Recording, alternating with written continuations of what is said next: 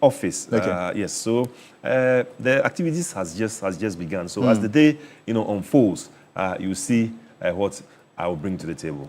So are we supposed to continue to expect the sort of aggressive approach GUTA has in tackling, in pushing its agenda, or you're a new face that will be somewhat more diplomatic, looking at your demeanor? Well, when the situation calls for aggressiveness, we have to go in that direction. But where it's also demands that maybe you take things lightly, and then see how things will progress. You also do it in that way, because like I said, when it comes to some issues, you have to put in some fireworks. Yes, if you don't do that, people will take you for granted. So when it comes to that situation, definitely the fireworks will be put in place. Fireworks, you say. Yes. But really, for you as the new president, tell us what's your assessment of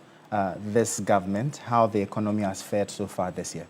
Yes, if you want to talk about the economy since this government, took over, currently we can say all the macroeconomic indices, are pointing to the right, direction. Let's talk about where they took inflation from. I think 24% thereabout, and currently we have a single-digit inflation.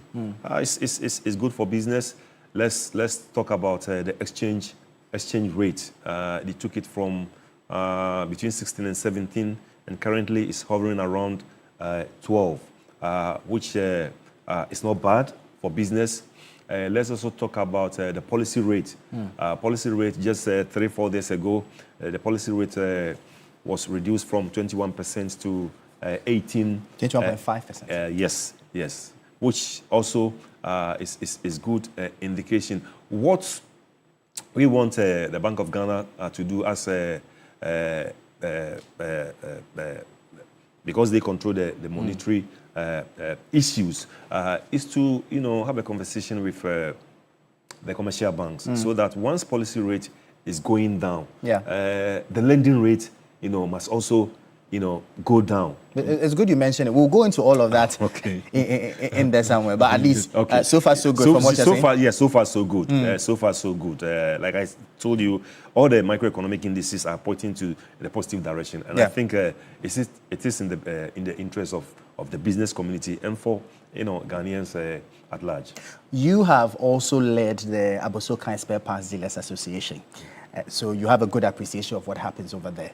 You've mentioned right now that the macroeconomic indicators have relatively been stable and appreciated significantly on the good side for a number of them.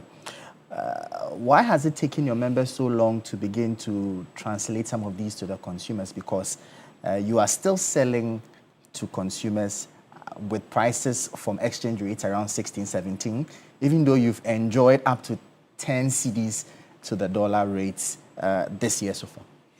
Yes, that is the issue some people are talking about, and we think it is not wholly true, because just last week we had a meeting, GUTA, Abosokan Spare Parts Association, leaders of Abosokan Spare Parts Association, and then the drivers had a meeting with the trade minister. Earlier on, they had complained about price of spare parts still being high, and so the minister had to, call a meeting for us to have a stakeholder engagement. And at that meeting, we made it clear to them that spare parts prices, has gone down. They were talking about a particular vehicle, which because of... Did you just say spare parts prices have gone down? I'm telling you. Give us the specifics. Which ones? Yes. Like, if you want to talk about a Corolla, like Toyota Corolla 09, 09, shock absorbers used to sell 1,400, 1,500. Now it has come down to 1,100 thereabout. Engines which used to sell about 45,000, 50,000 thereabout, has come down to 40,000, 35,000. Me, shock absorbers of Mitsubishi Pajero that I used to sell about 1,500. I'm now selling it at 1,300. Even if you give me 1,200, I would take. Oil filters, which used to sell about 150, 160 thereabout, has come down to 120, 130. You see, prices had come down, but these drivers, like I was saying, were complaining of a very specific parts of a particular car. That is Benz Sprinter, because that is the car that they use mostly for their trotro business. So why isn't that one reducing?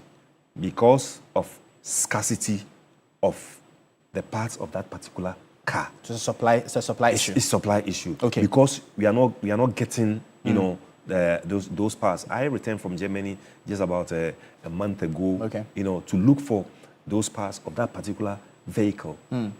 Where I buy my goods from, about 4 or 5 places, I couldn't even get one vehicle because the people from Poland, people from Greece, people from Czech Republic, they all come to buy those cars. And you see, when they come, they don't dismantle those cars and then put them into containers as we do. Okay. They drive straight from Germany to those countries. So those cars are in high demand and therefore you can't get them. But if you want to talk about the generality of prices, I can tell you, not spare parts alone, talk about the things that we use daily, rice, milk, oil, all those things. It looks like spare parts has been the issue. The issue, because at least to some extent we can talk about some of the commodities and the grocery. But if you just tuned in, this is Business Focus here on TV3 with me, Michael Obodu. I have in studio with me the president of the Ghana Union of Traders Association, Clement Boateng, who is saying that the prices of spare parts have dropped significantly on the market. If you are experiencing it or otherwise, please send us a message on our socials. We are live on Facebook, on X, and on YouTube. Drop a comment there, and we would push your question to him to verify if indeed what he's saying is true. This is Business Focus. We'll go for a quick break. When we come back, we'll bring you more. Stay tuned.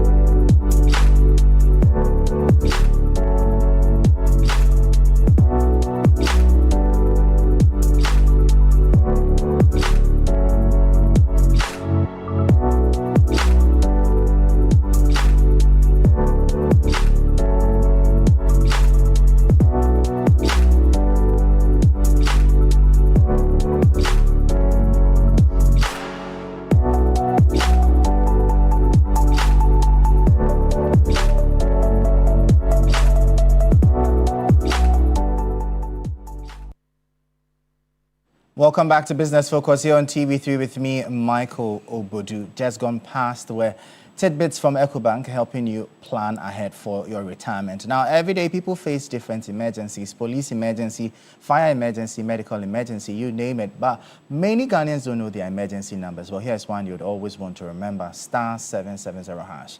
Yes, *770# is the new EcoBank money emergency number. *770# gives you instant access to loans, fund transfers, utility payments, airtime and data purchases, and so much more even without data. So there's no need for you to panic when you find yourself in any money emergency. EcoBank will always come to your rescue.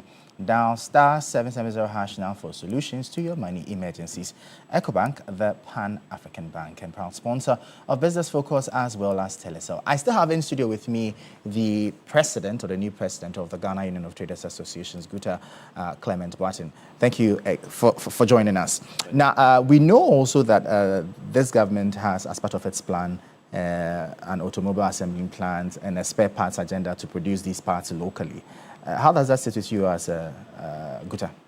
Well, I think it's a step in the right direction. You know, this assembly of cars, you know, started during the previous regime, and because it's a good venture, you know, this government also, you know, has continued with it.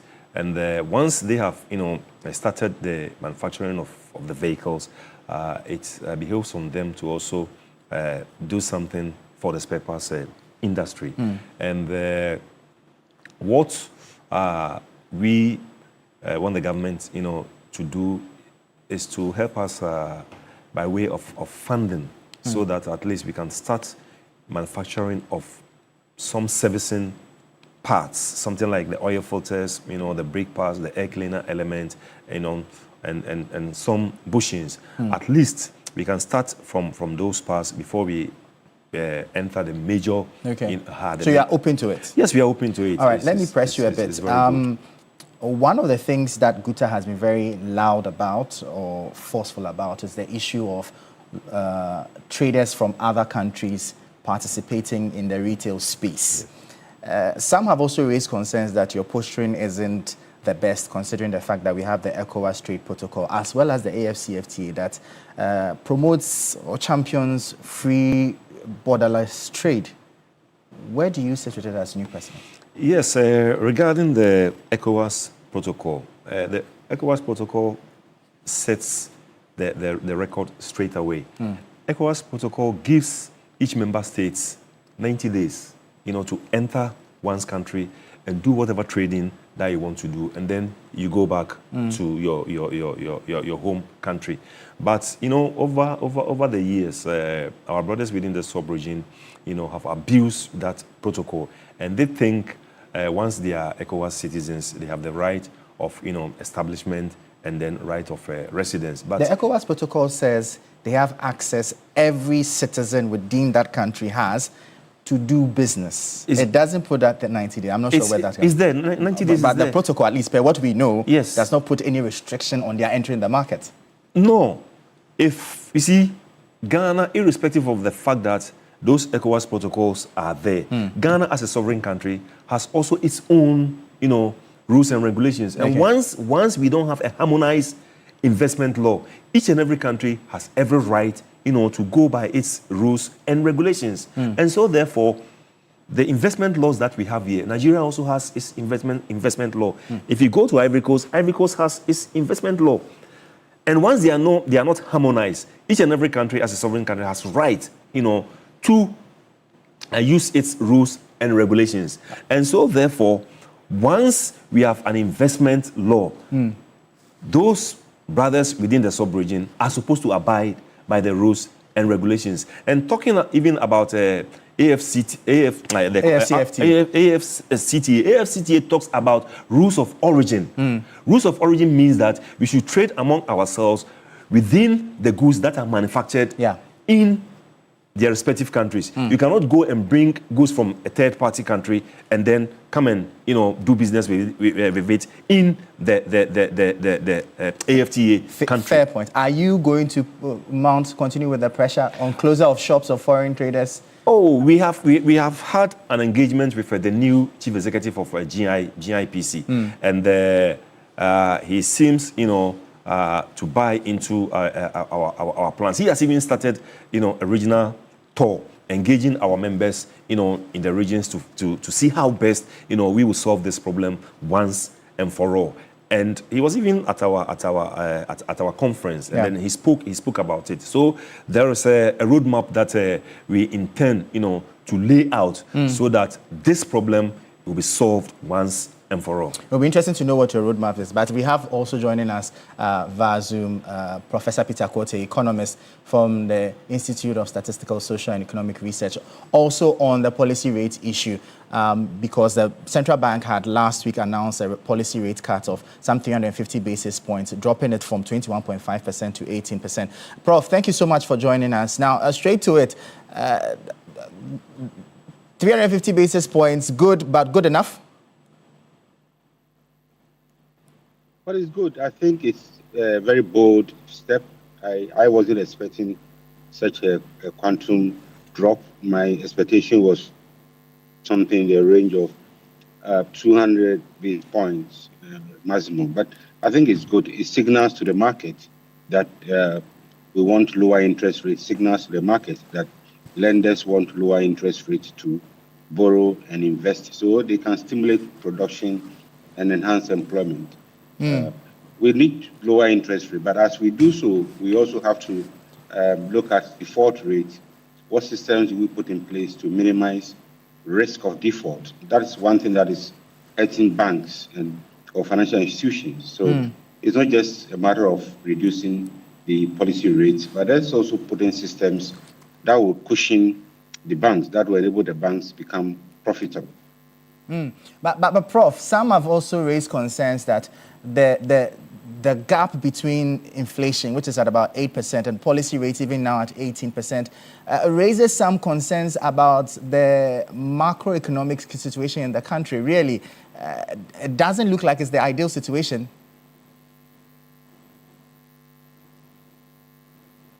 Hello, Prof. Yeah, it's not an ideal situation in the sense that you would expect. Hello?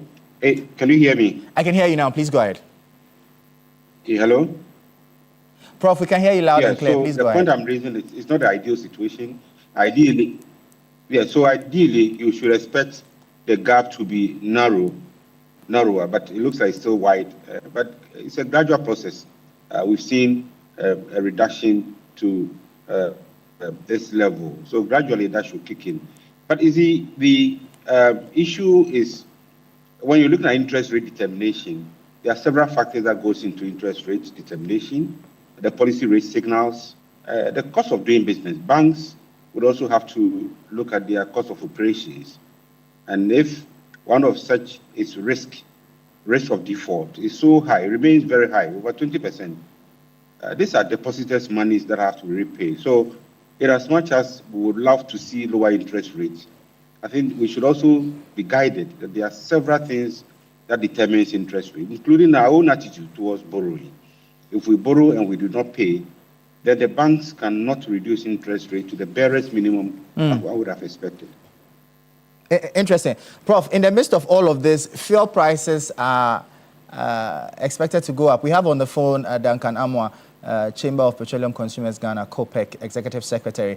Duncan, just to pick your thoughts really, how do you feel about this? The fact that fuel prices appear to be inching up gradually. The last pricing window, we had an announcement of an increment. Now we are hearing of up to 5% increase. How do you feel about this?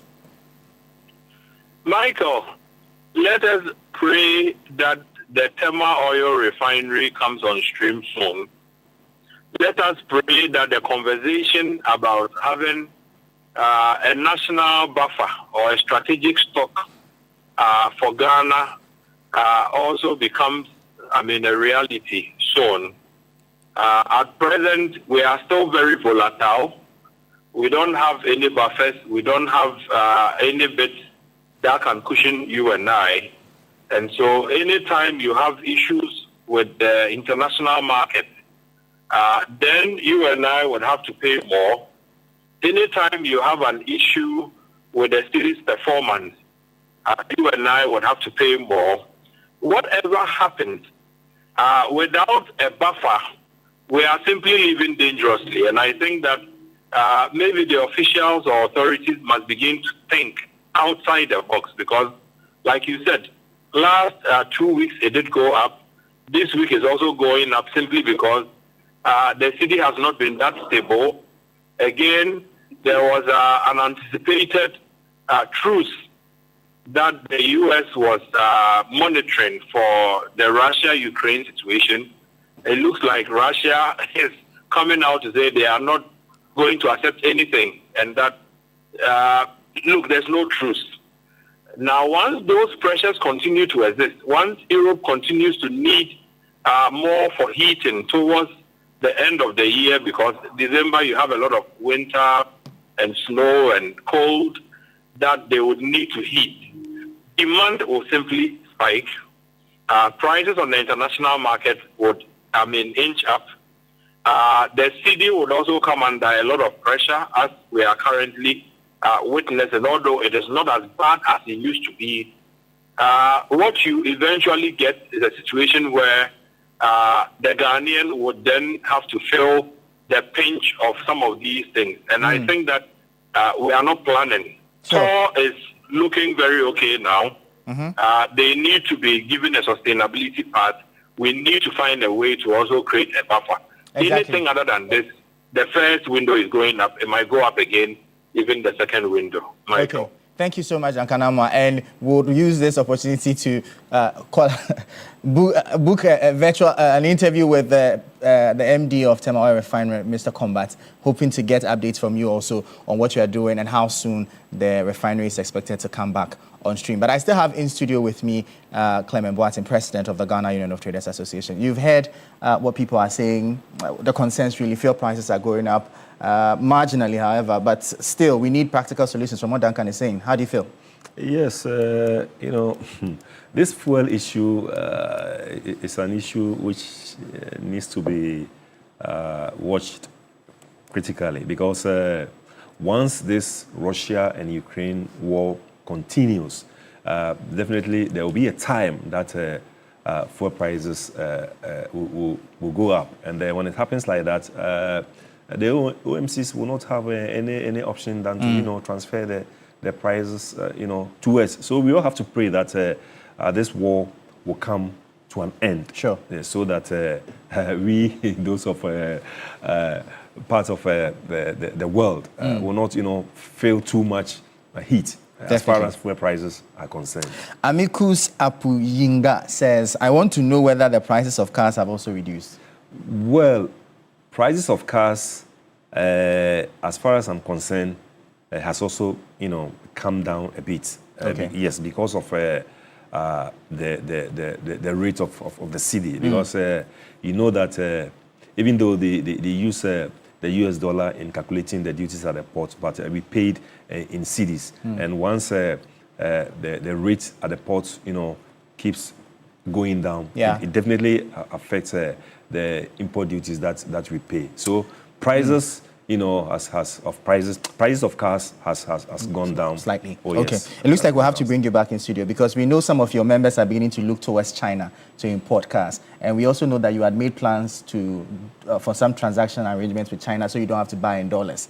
It looks like we have to bring you back to clarify all of that and the progress you've made with all of that. But thank you so much. Clement Boateng is the most welcome. He's the recently sworn in president of the Ghana Union of Traders Association. But let me say that the CEO of the Ghana National Chamber of Commerce and Industry, Magbedu Abuaji, says congratulations to you. He's watching. I see. And we had earlier with us, joining us virtually, Duncan Amma, Executive Secretary of the Chamber of Petroleum Consumers Ghana, COPEC, as well as economist at ISE, Professor Peter Quartey. Thank you so much for joining us. That'll be all for today's edition of Business Focus.